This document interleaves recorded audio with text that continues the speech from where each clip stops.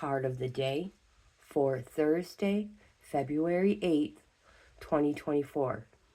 Cleaning house, reversed. Why do you hold on to things that remind you of the past?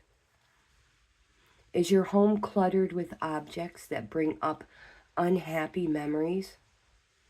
Do you have a tendency to attract broken people who need to be fixed?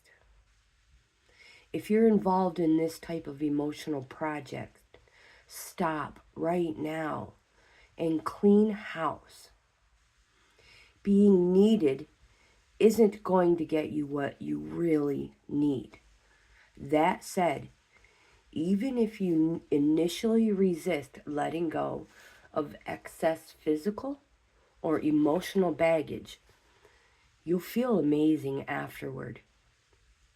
Let go and let the universe bring you something better. Make space.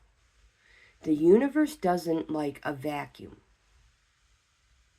and will respond by your house cleaning by filling your home with what will best serve you.